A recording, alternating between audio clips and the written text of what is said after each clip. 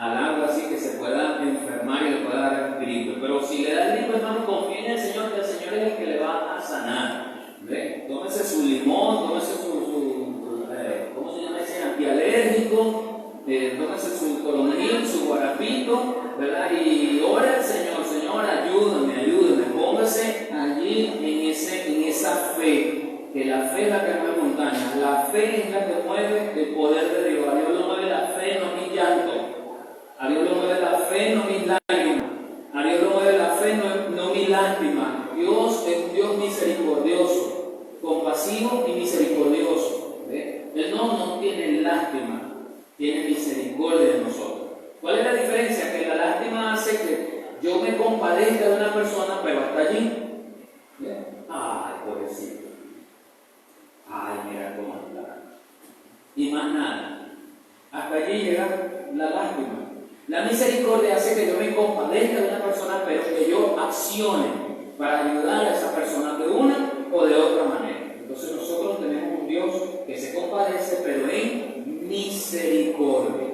Lo que pasa es que para hacerlo necesitamos, ¿verdad?, tener fe, creer en ese poder misericordioso de nuestro Señor Jesucristo. Así que, hermanos, gracias al Señor por cada uno de ustedes. Voy a pedir que se pongan sobre sus pies.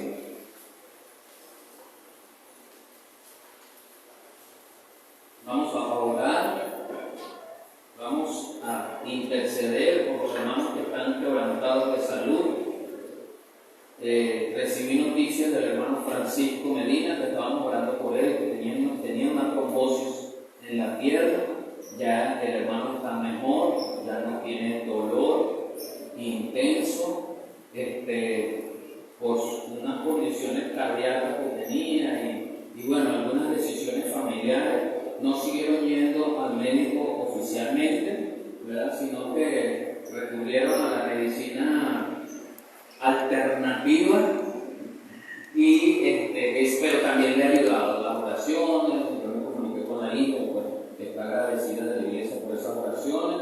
Él está ahorita en San Cristóbal con su otra hija y gracias al Señor ha estado bien.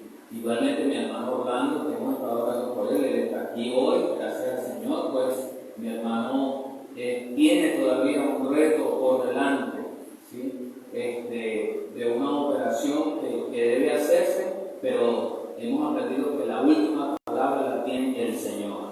La decisión de que llegue la operación, como la decisión de cómo llegará el dinero para la operación, está en las manos de nuestro Señor. Su hijo Jesús Gabriel también estuvo con mucho malestar, estuvimos orando en la iglesia por él mucho, ya también está, pues ya veo a Jesús, está muy bien y también pues el Señor hará la obra en él. Ve cómo el Señor va respondiendo.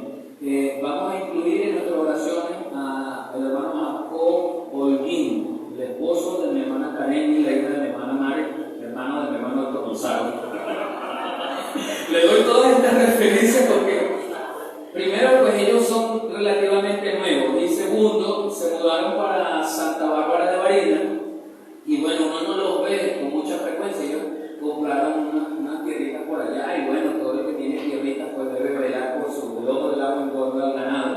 Ellos se mudaron hasta allá, pero el hermano hace 2 meses cayó en cama con lo mismo que el hermano Orlando Pérez cayó en diciembre, un problema en el nervio asiático. No asiático, porque no es un nervio de China, es un nervio asiático, ¿verdad? Él está en cama, hermano. No, claro, ahí está el link que ellos pasaron con su papá fuertes días y uno sabe cómo le fue Orlando. Fueron 3 meses duros y el hermano pues está allí 2 meses lleva ya. Entonces vamos a orar por él, a seguir orando por él para que el Señor le levante y le ayude. Y así cada uno de sus labios, nombrando a aquellas personas, familiares, hermanos que están enfermos, nómbrelos allí, porque recuerden que el apóstol Pedro nos habla del sacerdocio universal del creyente. No importa que yo no lo nombre, porque sea pastor, él no lo va a curar. No, si ustedes están nombrando allí y tienen fe,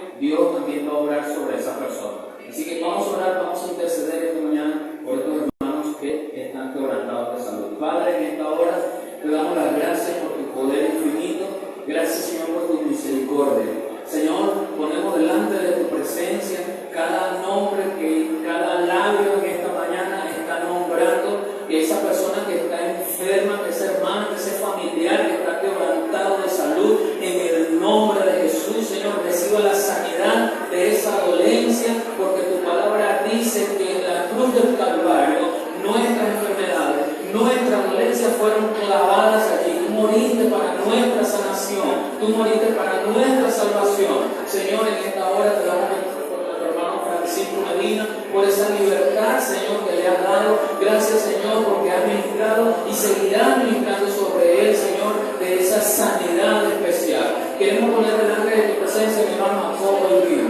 Tú sabes, Señor, lo que tiene mi hermano, Señor, en esa espalda. Tú sabes que está en cama. Te pedimos, Señor, en el nombre de Jesús, que tú obres, Padre Santo, en sanidad, levantándole de esa cama, Señor, en el nombre de Jesús, porque sabemos que tú tienes poder para hacerlo. Gracias, Señor, porque sabemos que mi hermano Orlando está en tus manos, Señor, que la operación, la decisión de operar está en tus manos, así como el dinero que se requiere para operar. Gracias, Señor, porque sabemos que Jesús, Gabriel también está en tus manos, Señor, y que todo cuanto tú hagas sobre él es y será de bendición, por lo que te seguimos pidiendo, Señor, que tu obra perfecta siga obrando en el cuerpo de este joven. Gracias, Señor, porque tú nos escuchas. Sabemos que tú inclinas tu rostro, nos escuchas y respondes a nuestras peticiones conforme a tu divina voluntad. Queremos decirte, Señor, que estamos apegados a tu voluntad y sabemos, Señor, que tú tienes para nosotros pensamientos de bien y no de mal. Gracias, Señor, por quienes hoy no vinieron. Tú sabes, Señor, las razones. Si hay alguien quebrantado de salud y por esa razón no está aquí, Señor, que tu obra de misericordia y de sanidad esté en cada hogar, en cada persona, en cada familiar. Dejamos todo esto con fiel cuidado y en esta mañana nos disponemos a recibir palabra de ti que nos enseñe, Señor, que nos ministre, que nos cambie conforme a tu voluntad. En el nombre de nuestro Señor Jesucristo. Amén y amén. ¿Puede tomar asiento?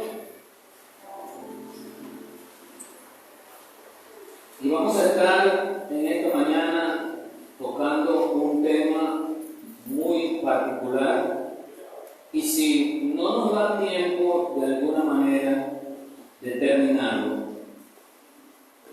el Señor nos dirá de qué momento, en qué momento y de qué forma lo culminaremos. Sin embargo, yo quiero ser bastante enfático en, aunque quiero terminarlo, quiero que cada uno de estos puntos lo podamos asumir en una realidad individual, no colectiva.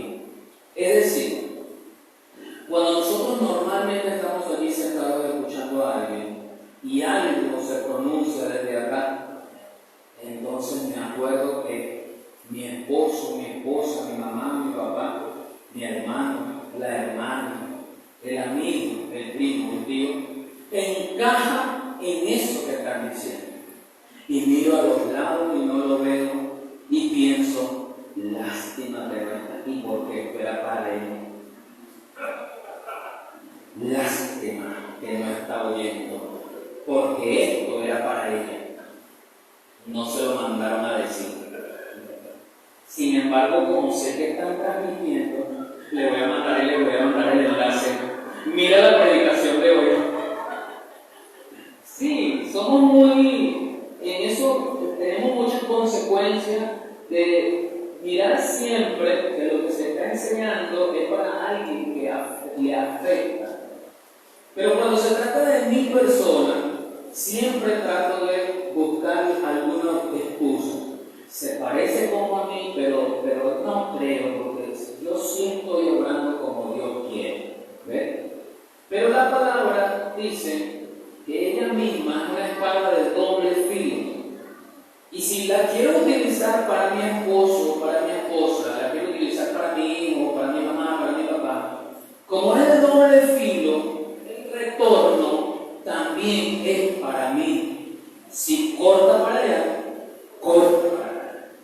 Y la palabra dice que esa espada penetra hasta lo más profundo, hasta tuétano, hasta lo más profundo del ser, cortando, quizás para quitar la necropsis que corrompe la vida, quizás para hacer una fina cirugía, porque el Señor es especialista en cirugías.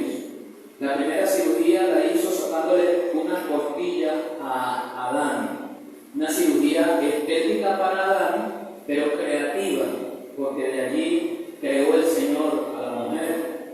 Así que tenemos un Dios que hace una cirugía especial en la vida de cada uno de nosotros. Y por eso quiero que en esta mañana tratemos el tema acerca de las ventanas rotas. Así se llaman, ventanas rotas.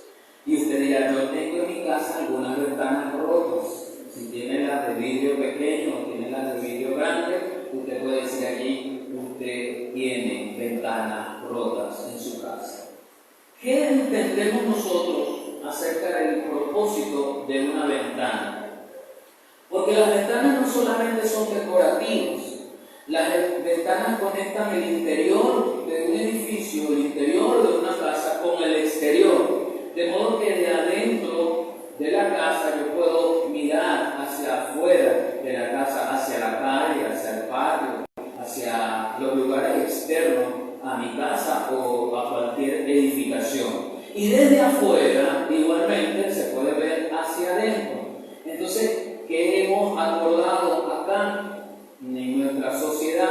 A que en las ventanas le colocamos, ¿verdad?, cortinas o papel ahumado para que de afuera no se vea hacia la privacidad. Pero lo que sí es cierto es que, aparte del embellecimiento y aparte de la conexión con el exterior, porque podemos ver lo que está pasando, también la ventana permite que ingrese la luz natural, ingrese el aire natural.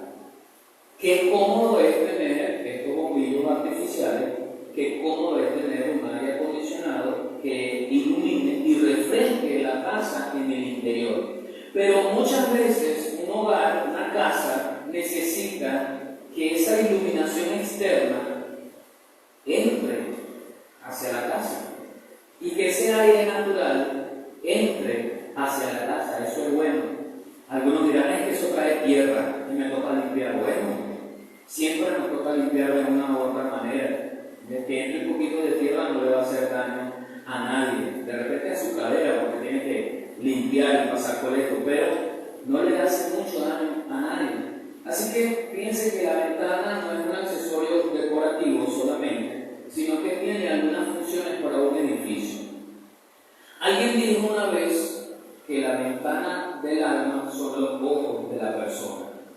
Pero yo quiero hablar de que hacerlo un poco más extensivo, de que no solamente los ojos son la ventana al alma de una persona. Si ustedes recuerdan, hemos hablado acá en muchas otras oportunidades que el apóstol Pablo nos enseñó que el ser humano es un ser tricótico, es decir, tres partes que componen para ser una persona. El ser humano tiene un cuerpo, un alma y un espíritu. El alma y el espíritu están dentro del cuerpo, en su interior. Y el cuerpo conecta el alma y el espíritu con el exterior a través de los sentidos. Y todos tenemos 5 sentidos. ¿Cuáles son los 5 sentidos? El tacto, el gusto, el olfato, el oído y la vista. Dos de los sentidos más esenciales, dos de los sentidos más significativos, pero no quiere decir que son de mucha más importancia que los demás, sino que son los que mayor generalidad tienen en la conexión de lo externo con lo interno, es el oído y el ojo. Voy a pedir que usted busque en su Biblia Mateo 6, 22 y 23. Mientras usted lo busca, quiero complementar lo que le estoy diciendo en el sentido de que los sentidos naturales nos conectan, son ventanas que van directamente a conectar el mundo exterior hacia nuestra alma y, por supuesto, hacia nuestra mente. Entonces, de todo lo que nosotros podemos percibir con nuestros sentidos, nuestra alma y nuestra mente se van nutriendo. Depende mucho entonces lo que veo, lo que toco, lo que busco, lo que escucho, para alimentar mi interior.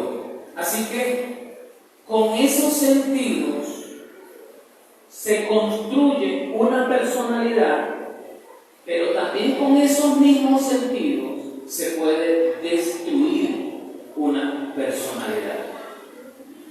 Con mucha frecuencia ocurre que esos sentidos, la mayoría de las personas que no toman el rol que deben tomar, destruyen la personalidad que se está o se puede desarrollar en un infante, en un niño. Si esos 5 sentidos yo no los educo bien como papá en un niño, yo los puedo distorsionar y el niño va a crecer con una realidad distorsionada de las cosas. Pero no solamente el niño es el que se puede ver afectado por eso, también los adultos. Un adulto en una relación, como la llaman hoy, tóxica, una relación de esposa, de esposo, de novio o de novia, es un adulto que por los sentidos puede tener una relación distorsionada, porque esos sentidos están en contacto con una realidad distorsionada. ¿Qué dice la Escritura sobre 2 de los sentidos más significativos? La importancia que tiene para nosotros. Dice en Mateo 6, 22 y 23: la lámpara del cuerpo es el ojo. Así que, si tu ojo es bueno, todo tu cuerpo estará lleno de luz. Pero si tu ojo es maligno, todo tu cuerpo estará en tinieblas. Así que, si la luz que en ti hay es tinieblas, ¿cuántas no serán las mismas tinieblas? Fíjense lo que está hablando acerca del ojo, lo que yo veo. Sí es importante lo que yo veo, porque eso que estoy viendo que está ingresando a mi mente y a mi alma, eso va dejando huellas en mi ser. No estoy hablando de una película de vez en cuando, no estoy hablando de una escena de vez en cuando, de una escena X de vez en cuando. Estoy hablando de una vida, sobre todo en el caso de los niños que tienen, antes de su edad escolar, tienen toda una vida de 24 horas con un papá, con una mamá, con una abuela, en una guardería, nutriéndose de algo por sus ojos. Así que lo que me edifica en mi interior tiene mucho que ver con lo que yo veo. Pero no solamente eso. Vaya su Biblia al libro de los Proverbios, capítulo 15, versículo 32. El libro de los Proverbios está en el Antiguo Testamento, entre Génesis y Malaquías.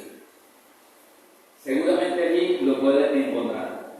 Proverbios capítulo 15, versículo 32, dice: el que tiene en poco la disciplina menosprecia su alma, mas el que escucha la corrección tiene entendimiento. Así que cuando se escucha del sabio la corrección, a nuestra mente viene entendimiento. Quizás no entiendo en ese momento por qué estoy siendo corregido, pero entiendo que es necesario que yo sea corregido, venga de donde venga. Entonces, entre muchos otros elementos, entre muchos otros textos que puedo señalar, nosotros nos encontramos con la importancia de estos 2 textos que hablan de 2 de los 5 sentidos que nos permiten percibir la realidad exterior a nuestro ser interior. Resulta que algunas de esas ventanas de nuestra vida que nos conectan con el interior, algunas de esas ventanas fueron rotas.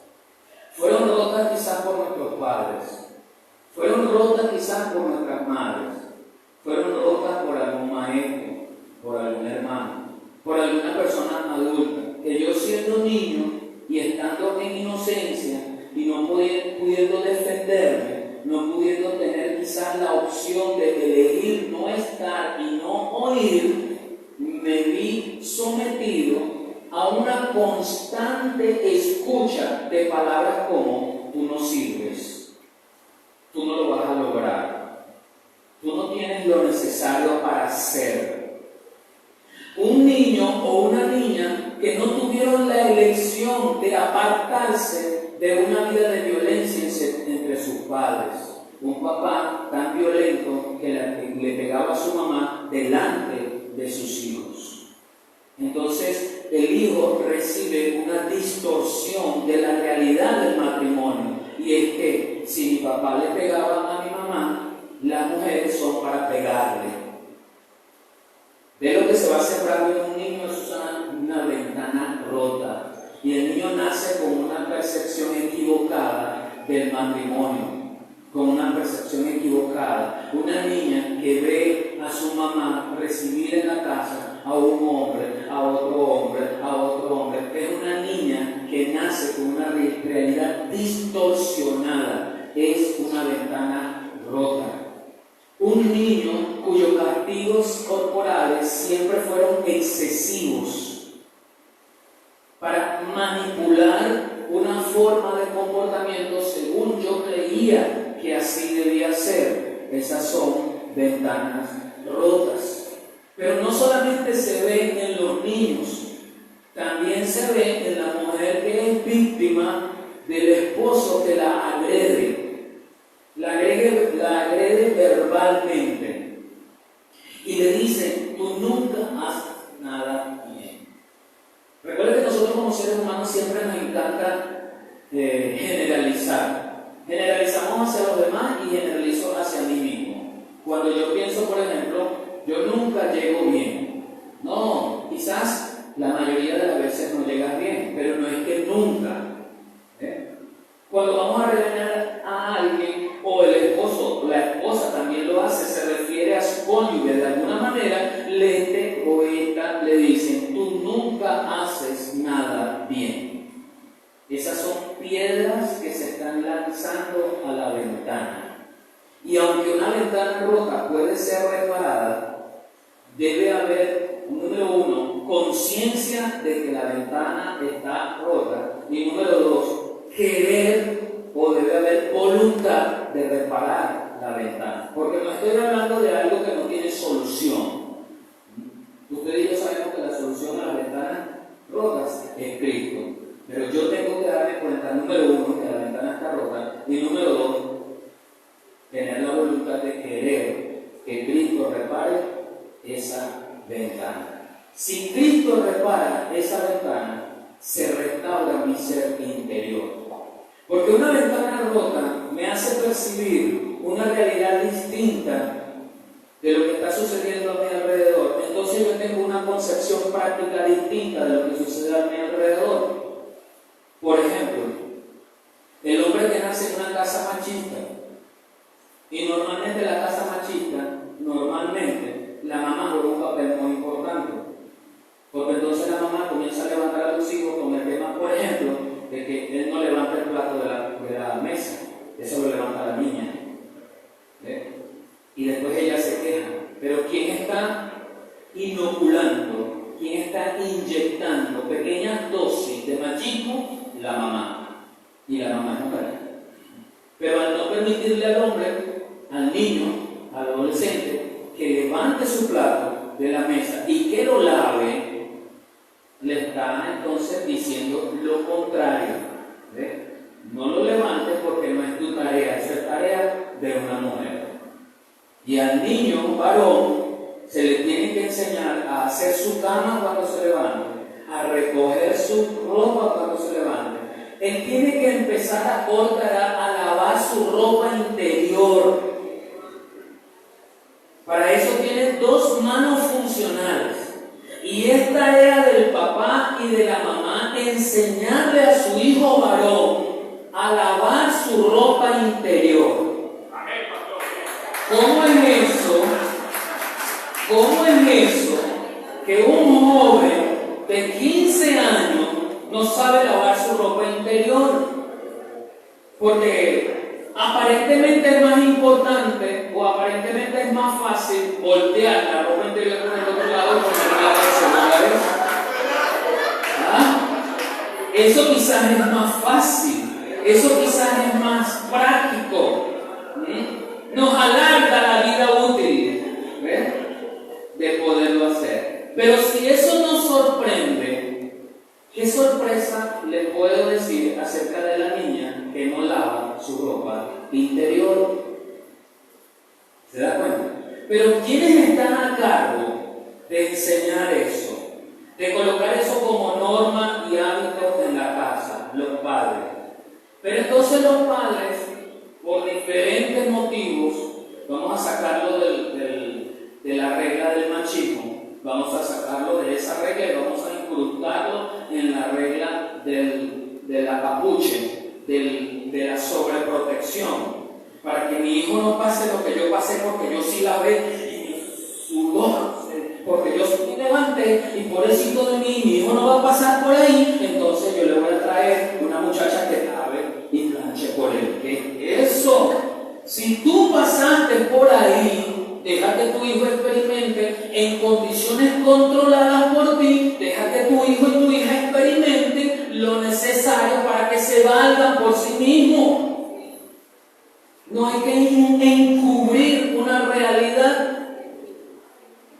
Pero los padres rompen con pequeñas piedras las ventanas de los hijos, las ventanas del alma, y se crea una percepción equivocada. Mamá es la que cocina y los hijos no cocinan. Mamá es la que lava y plancha y los hijos no lavan y planchan. ¿Es culpa de la mamá? Sí, es culpa de la mamá porque ella no lo pone. ¿Es culpa del papá? Sí, es culpa del papá porque él no lo pone. ¿Ven? Yo no estoy salvando al adolescente de su condición hacia la madurez en tratar de eventualmente aprender esa realidad. Pero la piedra a esa ventana la tiró el papá y la mamá. Dije algo acerca de las abuelas hace unos meses atrás y lo voy a repetir. Hoy hablando de nuestra actualidad, se dio un fenómeno interesante para nuestra sociedad venezolana. Se fueron los papás, se fueron las mamás y dejaron a los niños con las abuelas. Si no se fueron al exterior, salen a trabajar. Entonces la abuela, como ama mucho a su nieto, decide criarlo. Pero la abuela tiene este lema: ya yo crié 12. Ya yo estoy cansada, yo lo que hago es tenerlo. Si ese es su pensamiento, no le haga mal al niño, porque usted como abuela le está tirando una piedra a esa ventana. No le haga mal al niño, es preferible que se lo devuelva a su mamá. Porque entonces la abuela, si lo hace en casa, tiene que educarlo, tiene que enseñarlo. Por supuesto, ella ya viene cargada de cierta experiencia y sabe que ya no lo va a amarrar al palo como lo amarraba usted, ¿verdad? Ya no lo va a pegar con la manguera como lo hacía con usted, ¿verdad? Ya ella sabe y tiene esa experiencia, pero de que debe poner orden en la vida del niño y crearle hábitos, lo debe hacer. Entonces la abuela también tira piedras a las ventanas de los niños, porque hay hijos que de repente no tengan otra fórmula para criar a sus hijos, sino porque tengo que ir a trabajar, los dejo con alguien. Si usted lo deja en una guardería, en la guardería le enseñan hábitos, lo ponen a dormir a horas, lo enseñan a dormir de todo y a comer. Si es con tarea, le enseñan sus tareas, pero como queda en la casa y la abuela ya tiene cierta edad y no quiere lidiar con eso, entonces la abuela dice: ya yo crié, lo que hago es darle comida y que esté allí. No, abuela, no le haga eso, le está haciendo un daño. Usted, quizás a los días se va a morir, le tiene una vida por delante. Le está quebrando una ventana, porque tiene una concepción irreal del exterior. Así que nosotros tenemos un grado de responsabilidad. Los profesores, los maestros, los jefes. El hecho de que una persona sea jefe de alguien, no le da autoridad para menospreciar el trabajo de una persona. El verdadero jefe enseña, aunque esté pagando, enseña, porque hay una realidad, es que tú eres el jefe, estás pagando, pero sin ese que te está haciendo ese trabajo, no estaría saliendo tu trabajo. Entonces, te es más productivo enseñarle a hacerlo con dedicación que gritarle. Esos jefes que gritan, discriminan, menosprecian. Porque otra cosa que se suma a nuestra vida es que nos encantan los calificativos. Nos encanta el gordo, la flaca, patachueca, golpichado, carezapo. De una u otra manera nos encanta calificar a las demás personas. Eso es innato en todo ser humano, sobre todo en la sociedad latinoamericana, en el venezolano, que es bastante jocoso. Y estamos viendo, producto de esa jocosidad, estamos llegando al límite de la falta de respeto entre ciudadanos, entre personas, entre familias. Piedras en las ventanas. Pero para esas ventanas rotas hay solución. Para esas ventanas rotas hay restauración. Dios, que envió a su Hijo unigénito a morir en la cruz del Calvario, no solo nos provee de salvación, nos provee las herramientas para cambiar esa ventana y colocarla como nuevecita, de manera tal que nos permita tener acceso al exterior de la manera en que debe ser, no desde la perspectiva del mundo, sino desde la perspectiva de Dios. Hay dos elementos fundamentales en esto que yo quiero tratar. La primera es que debemos hablar de las piedras que han roto las ventanas del alma. Todos hemos recibido alguna vez palabras de desprecio de alguna persona. Algunas dolieron más que otras. Pero todos en algún momento hemos sido también causantes del dolor emocional de otra persona al menospreciarles por alguna condición que tengan o por algo que hayan hecho y no haya cubierto nuestras expectativas. El esposo que le hicieron el huevo revuelto no quedó como a él le gusta, como él venía acostumbrado, porque se lo hacía su mamá, o simplemente porque son sus gustos innatos. Algunas personas han recibido heridas emocionales con piedras lanzadas desde personajes muy cercanos, queridos, amados, padres, madres, esposos, esposas. Abusos físicos, abusos emocionales, abusos verbales. Esos son los más frecuentes. No nos damos cuenta cuando estamos abusando verbalmente de nuestro cónyuge. Y siempre le he dicho a los esposos y a las esposas, cuidado con las comparaciones. Porque hay comparaciones que hacemos que parecen inocentes, pero el trasfondo de la comparación es dañino. Cuando el esposo le dice a la esposa, ¿te pareces a tu mamá? No se le está diciendo para halagarla, porque la esposa no se va a ofender porque la comparen con su mamá. El esposo se lo está diciendo para dañarla, porque le está comparando un aspecto negativo que él no ve bien en su suegra y por lo tanto se está manifestando también en su esposa. Y en viceversa lo mismo. Esposas que le dicen al esposo, ¿te parece igual a tu papá?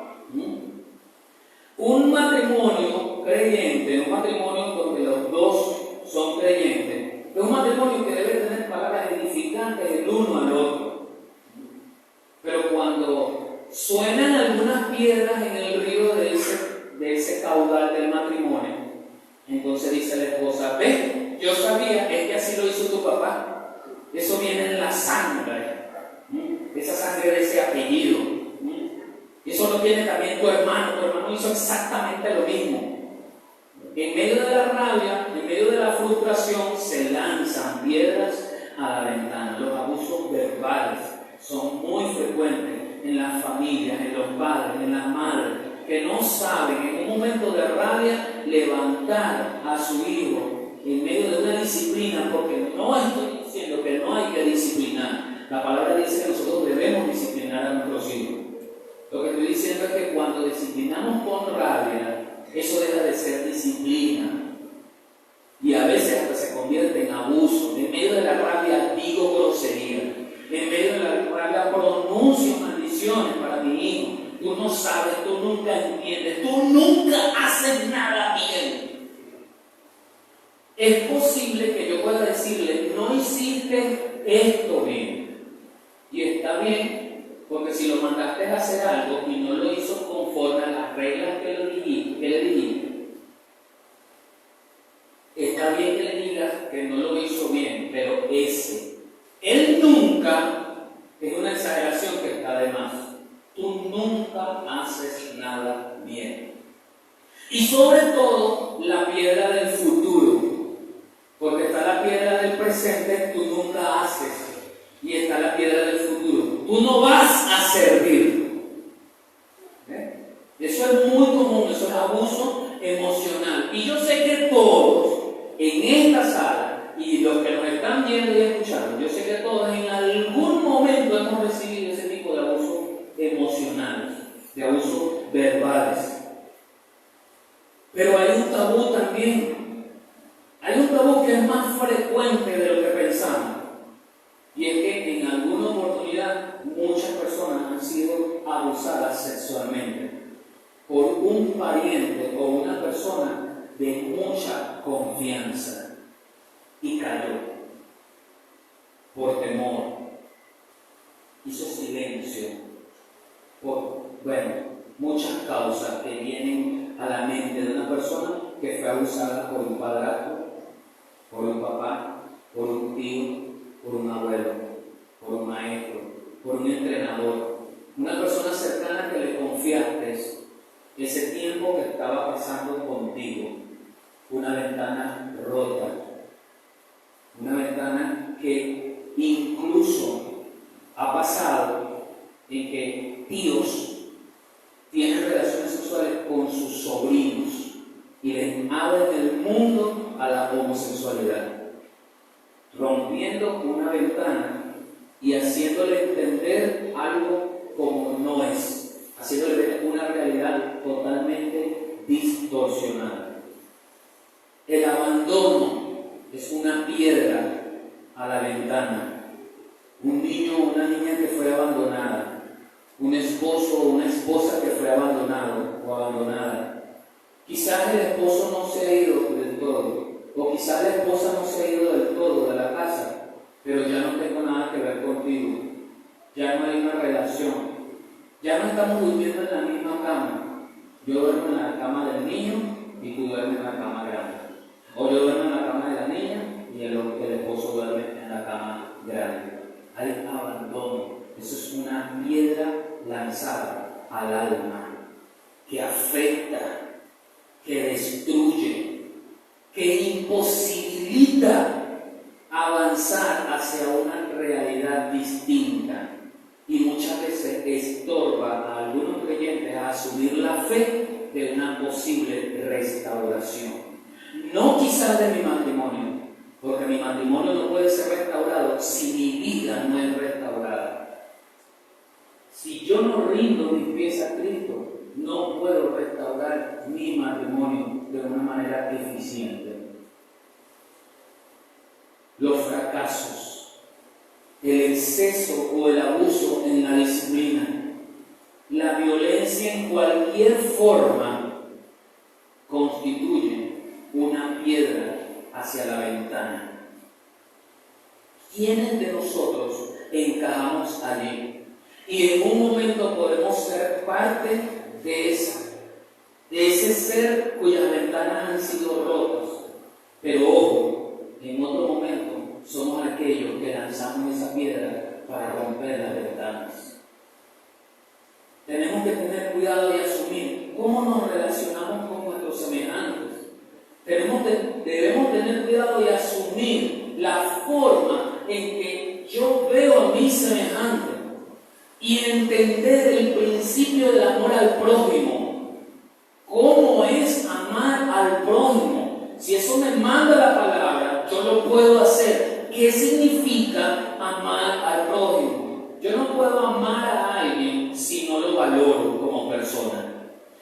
para amar al prójimo no es necesario tener una relación con él o con ella. Es necesario que yo lo valore como persona o la valore a ella como persona. Cuanto más a un familiar o a una persona cercana a nuestra vida.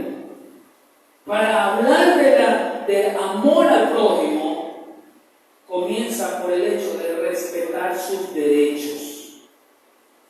Y una persona, llámese como se llame, tiene derechos. Tiene derecho a la vida, tiene derecho a la educación, tiene derecho a la salud. Nosotros rompemos las ventanas de nuestros ancianos. Nosotros rompemos las ventanas de nuestros abuelos. ¿Cómo se llaman? De nuestras personas de la tercera edad. Perdemos la paciencia con ellos. Es que parece un niño. Sí, nuestra vida, el desarrollo del ser humano es un desarrollo que va en círculo, es cíclico. Se nace y el desarrollo de la personalidad comienza en la infancia hasta que llega un punto donde yo aprendo a valerme por mí mismo. Se complementa mi personalidad y comienza la edad adulta, pero como comienza la edad adulta, también comienza el retroceso, porque la mente se va desgastando, el cuerpo se va desgastando. Así que la persona cuando llega a cierta edad ya no puede valerse por sí misma o por sí mismo. Ya comienzan algunas enfermedades a tocar ese cuerpo, como el Alzheimer, como la demencia senil, como las lagunas mentales bien conocidas. Entonces los hijos que están muy jóvenes empiezan a perder la paciencia con ese anciano, con esa anciana que está en la casa, que molesta, que no entiendo por qué uno no puede hacer nada aquí porque ella o él se molesta, que no apunta bien en el baño y todo lo hace para afuera y me toca a mí limpiar, que no se come todo lo que le preparo, que le dio un infarto y ahora debe cambiar la dieta, entonces él o ella no quiere, porque hermano, después de 40, 50 años comiendo carne, comiendo pollo frito, comiendo empanadas, y entonces viene el médico muy fácilmente y le dice: elimíneme las harinas, elimíneme la sal y elimíneme el azúcar. ¿Usted cree que un adulto mayor va a entender eso de la buena a la primera? Y entonces me pongo bravo o brava porque le preparé la comida, así como dijo el médico, sin sal, sin azúcar, sin fritura, sin aceite, y él o ella no se lo comieron, y yo, que soy el pensante, que soy el que amo, no tengo la suficiente paciencia para guiarlo. Entonces lo que hago es lanzar piedras a esas ventanas que quizás están empañadas por el viento que llevan sobre esta tierra. Abuso físico, abuso emocional. ¡Muévete rápido! ¡Váyate rápido! ¡Tú no sirves! Todas esas son piedras que a veces nosotros le estamos lanzando sobre nuestros ancianos. Entonces, dése cuenta que desde pequeño hasta adulto mayor podemos recibir piedras que rompen nuestras ventanas y distorsionan nuestra realidad. Eso trae algunas condiciones sobre la personalidad de un ser. Tenga la edad que tenga, sea pequeñito de meses o sea grande de 80 años. Eso va trayendo amargura. ¿Qué es la amargura? ¿Cómo es una persona amargada? La amargura no tiene que ver esencialmente con la forma de la cara. Aunque a veces dicen mucho una persona que siempre está así, como si tuviera el sol aquí 3 centímetros del rostro, ¿no? Con los ojos arrugados, sí, el ceño fruncido. Pero la amargura no tiene que ver con la forma del rostro. La amargura es una condición interior sentimental que viene producto de una piedra que rompió una ventana. ¿Qué consecuencias trae para la vida de una persona que está amargada? Porque su vida ha sido destruida por otras personas, fue violado o violada, recibió muchos abusos psicológicos frecuentes,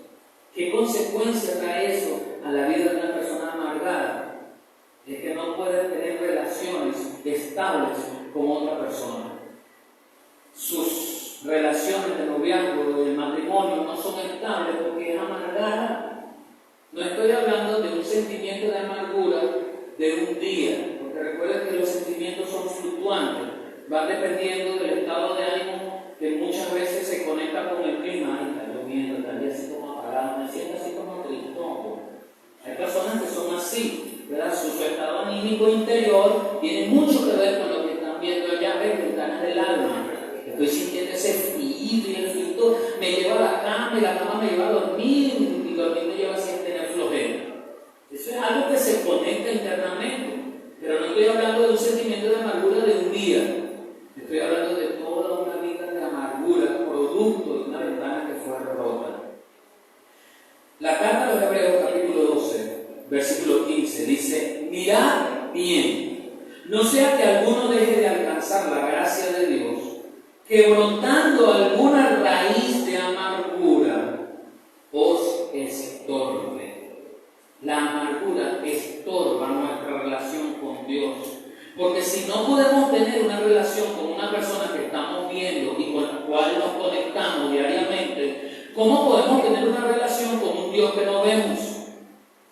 Y como no somos espirituales, nunca vamos a tener una percepción espiritual de Dios en nuestra vida. Necesitamos recurrir entonces a una estatua para poder sentir que le estoy hablando a alguien. Necesitamos recurrir a un cuadro para poder percibir que hay alguien allí viéndome, porque soy incapaz de mantener una relación con Dios sin un cuadro, sin una estatua, sin ir a la iglesia, porque algunos alimentan su relación con Dios cuando vienen a un lugar como este. Pero yo debo alimentar mi relación con Dios todos los días. Pero aquí me enseña que la amargura estorba. Así que lo primero que yo tengo que hacer para quitar de mi vida la amargura es el perdón. Y el perdón es un clavo que hiere a muchas personas en los dos aspectos fundamentales del perdón.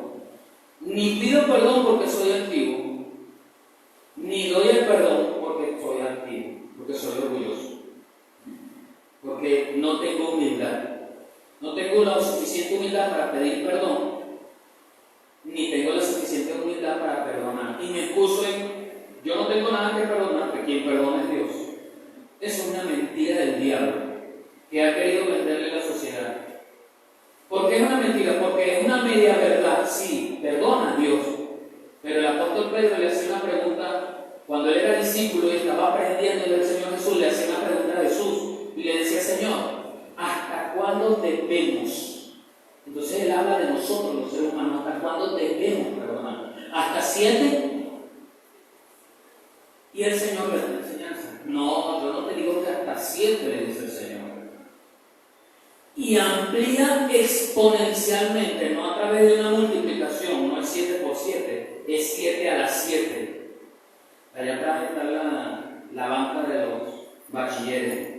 ¿Saben lo que es el exponente, verdad? Creo que me están entendiendo, ¿sí?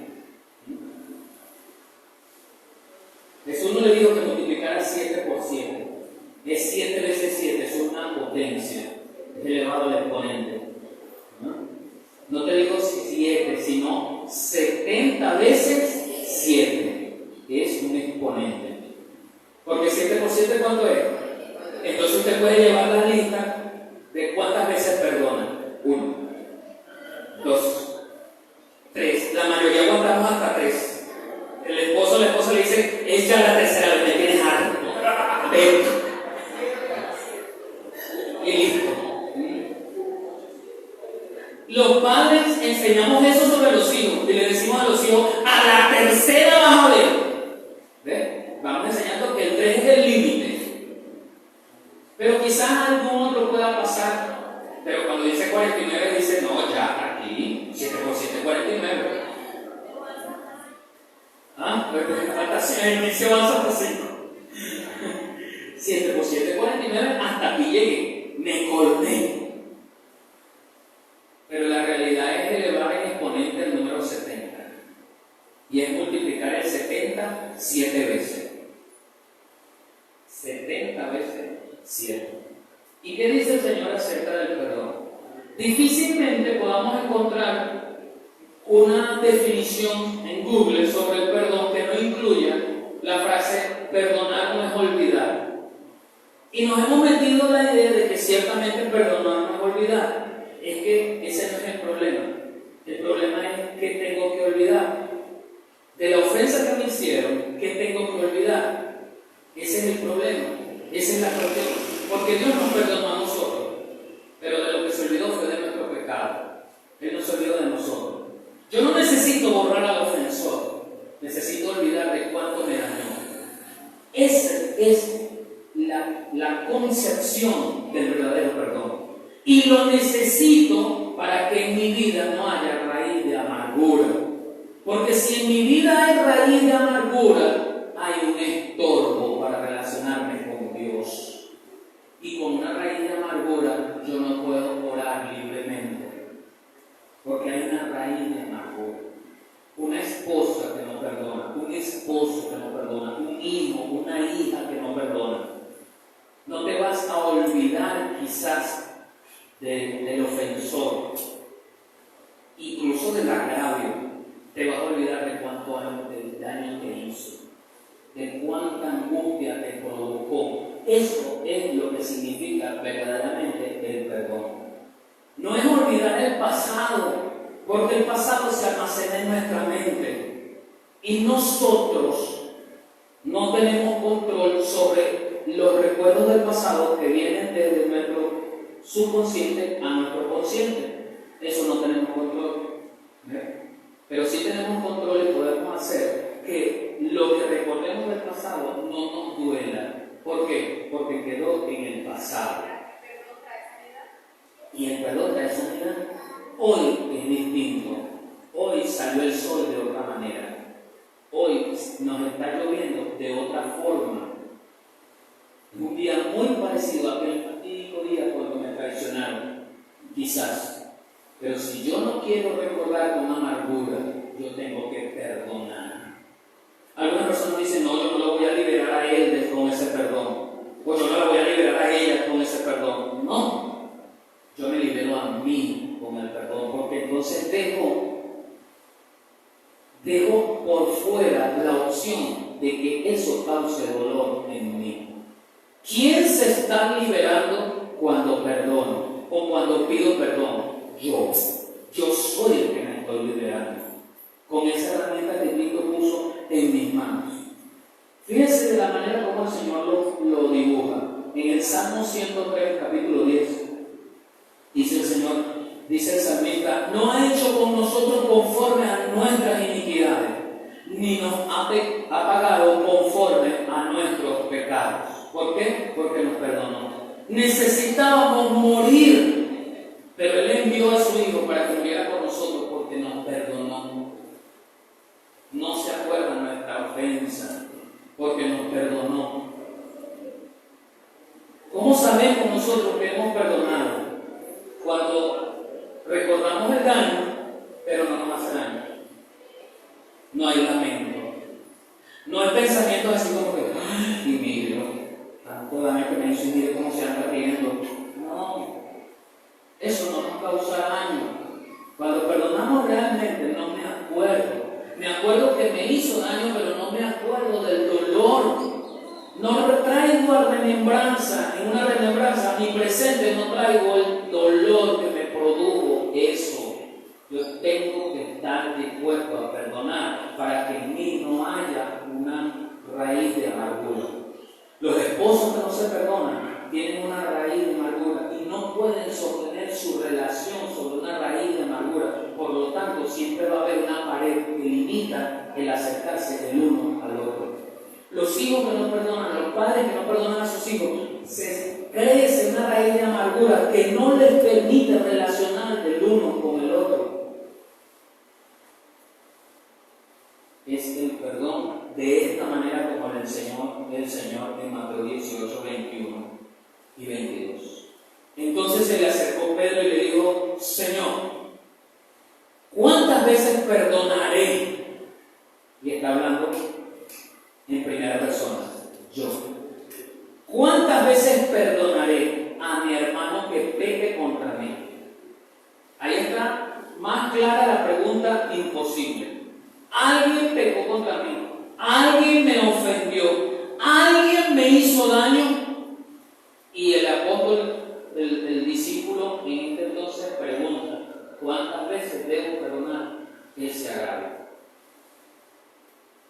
hace una pregunta lanzando un número. ¿Hasta 7? Entonces el Señor, en función de ese número que Él dice, el 7 muy amado por los judíos porque es el número perfecto, el número divino, el número de Dios.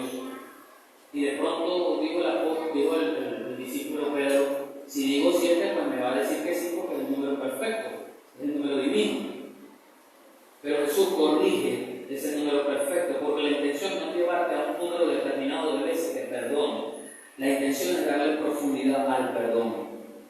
Y dice el Señor, no te digo que hasta 7, y va más allá, sino aún hasta 70 veces 7.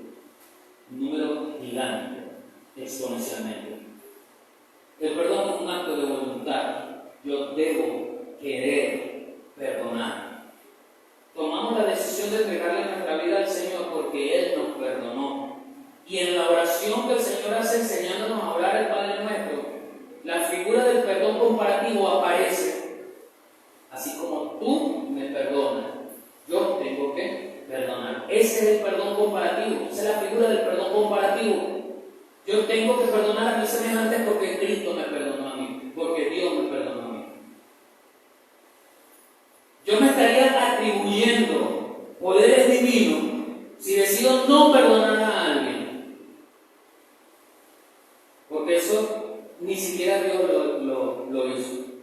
Dios perdonó a todos y envió a los humanos y envió a su Hijo a morir por todos.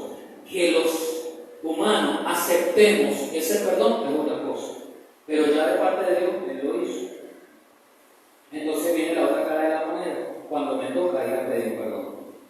Usted se humilla y va y pide perdón, porque Dios ama al que se humilla, Dios no ama al altivo.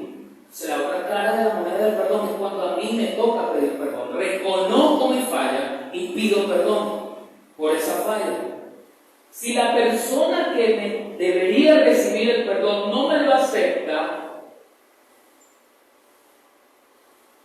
yo pedí perdón con amor, con humildad, porque la condición necesaria para pedir perdón es humildad. No se trata de pedir perdón por algo y mañana volverlo a hacer. El perdón incluye arrepentimiento, no remordimiento. Las dos figuras representativas del arrepentimiento y del remordimiento son Pedro y Judas. Judas fue y entregó a Jesús por 30 monedas de plata. Cuando la cosa está ya lista, ¿verdad? Ya muerto el Señor, ya todo estaba listo, le dio remordimiento. Y ese remordimiento hizo que él hiciera otro pecado. En vez de enmendarlo, siguió metiendo el pie más hondo. En cambio, el apóstol, que era discípulo hasta en ese momento, Pedro, que hizo exactamente lo mismo en color y en tamaño, no lo vendió pero lo negó, y los pecados no tienen colores ni tamaño, entonces era el mismo pecado, con el mismo color, con el mismo tamaño, pero Pedro tuvo arrepentimiento. Sus lágrimas de arrepentimiento no fueron con amargura, sin esperanza. Y usted ve cómo el apóstol Pedro, convertido ya en apóstol, consagrado al Señor, en la primera y en el segundo discurso, allá en Hechos, se convierten 5.000, 4.000 personas. En los dos primeros discursos. Poder del convencimiento de ese arrepentimiento pleno, de haber pedido perdón y sentirse perdonado. Pero fue y pidió perdón porque no le dio solo remordimiento, tuvo arrepentimiento. Entonces, la condición de mí como el ofensor es pedir perdón dispuesto a cambiar. No es pedir perdón hoy y mañana voy a pedir perdón por lo mismo. Entonces, ¿qué estás haciendo? ¿Qué estás cambiando? La raíz de amargura sigue allí porque estás haciendo lo mismo, exactamente lo mismo.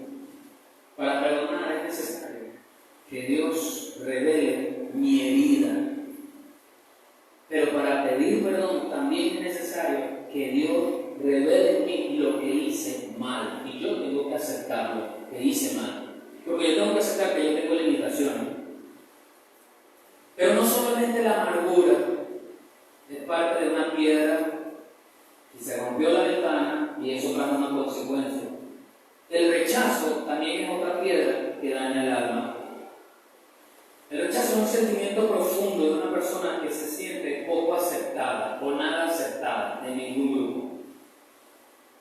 Los jóvenes de hoy, bueno, los jóvenes de siempre, los adolescentes, siempre han experimentado ese rechazo y por eso buscan aceptación. Pero ellos no experimentan el rechazo porque han sido rechazados, es que están cambiando de mundo. Están cambiando el mundo infantil y están buscando encajar en el mundo adulto. Pero ni son infantes, ni son niños, ni son adultos. Eso les lleva a que haya una falta de identidad. Hay que buscar la identidad. Entonces hay un aparente rechazo. Y en ese aparente rechazo yo tengo que encajar en un grupo. Socialmente, culturalmente, dependiendo de la sociedad, dependiendo del país, hay culturas, hay grupos que identifican a alguien. Por ejemplo, en su momento los emo. Esos grupos suicidas, autocompasivos, automiserables, ¿verdad?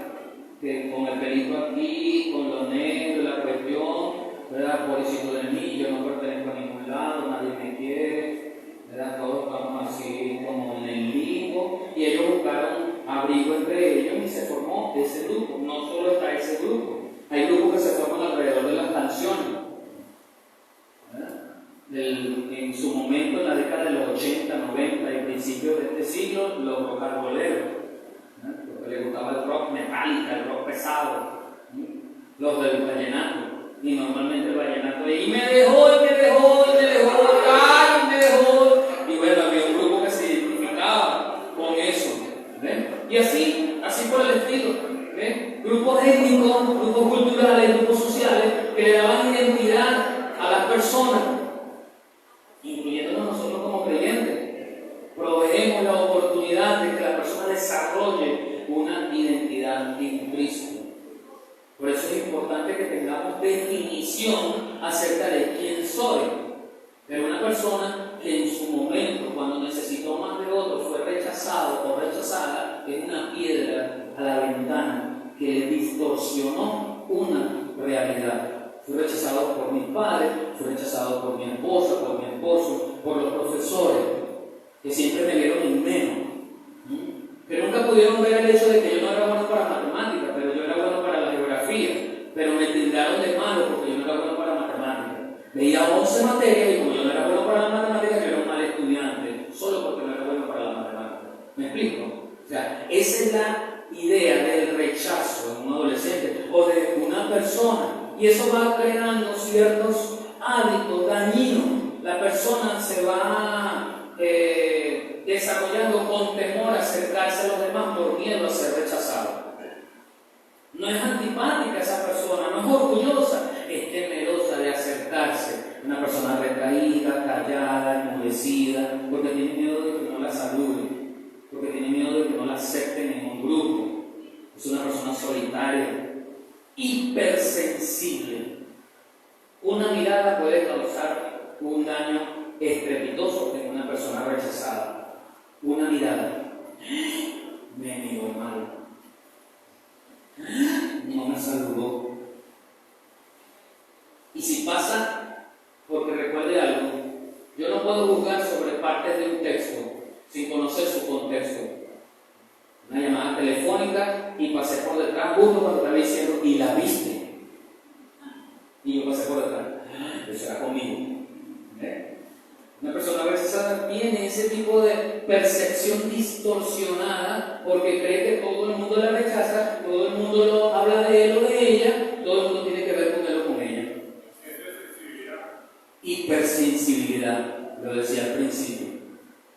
Ese tipo de personas están normalmente escondidas y no se fácilmente no llega a una reunión ni encaja en ellas, en las reuniones sociales.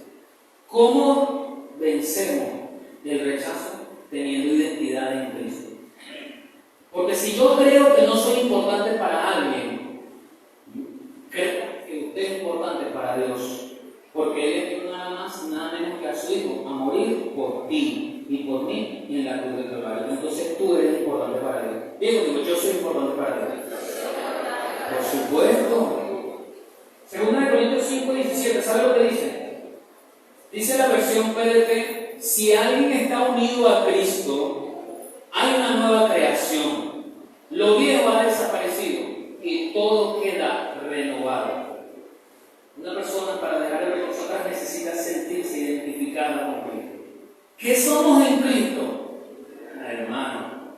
lo mejor que podemos hacer es ir a Romanos 8, 38 y 39.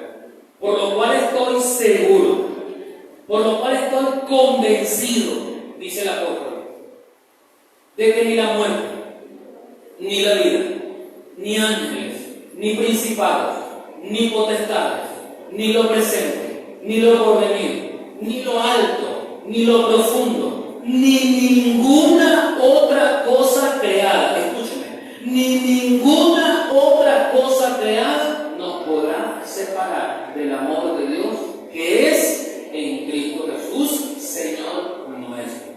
Para yo aplicar este texto a mi vida, yo tengo que ver a Cristo como Señor, no como maestro, no como profeta, no como un salvador de alguien. Yo lo tengo que ver como mi Señor, para yo experimentar lo que el apóstol está diciendo, la convicción de que nada me puede separar del amor de Dios. Me dejó papá y mamá, el Salmo 27:10 que dice: aunque mi padre y mi madre me dejaran, con todo. Me dejó mi esposo, aunque mi esposo me deje, aunque mi esposa me deje, con todo, allí está Dios conmigo. Me dejaron mis hijos, aunque mis hijos me dejen, con todo, allí está Dios conmigo. Allí está Dios contigo. Te deje quien te deje. ¿Sabe otra consecuencia de las piedras que son lanzadas para la ventana del alma? La depresión. En una fórmula matemática, en una ecuación matemática, la depresión la podemos resumir en una ecuación sencilla como rechazo más amargura multiplicado por autocomiseración es igual a depresión. Rechazo más amargura.